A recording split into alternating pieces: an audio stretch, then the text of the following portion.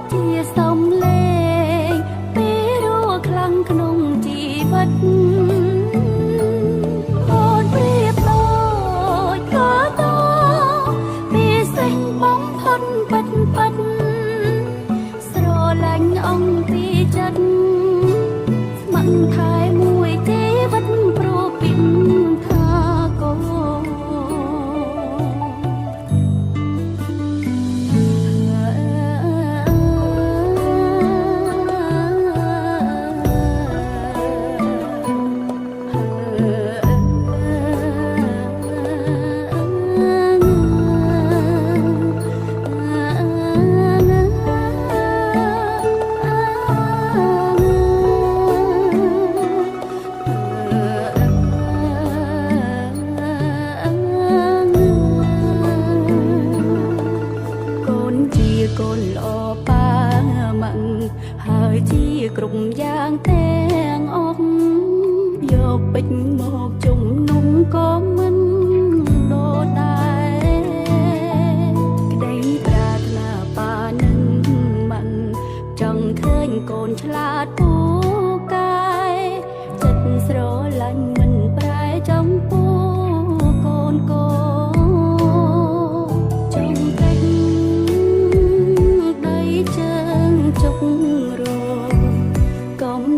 ចុងសោយសុំត្រឹមមានប្តីក្បែរខ្លួនហ៊ានឆ្លងអមសាក់ព្រោះ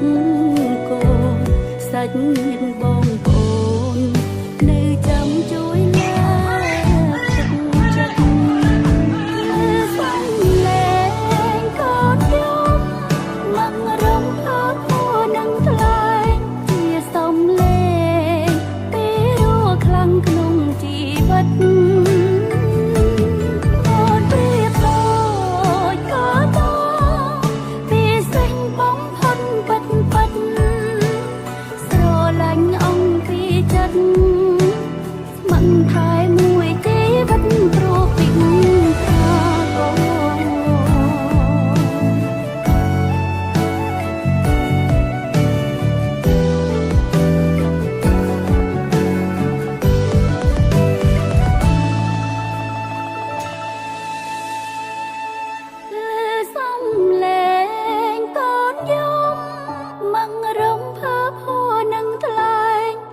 សំលេងពេលរੂខ្លាំងក្នុងជីវិត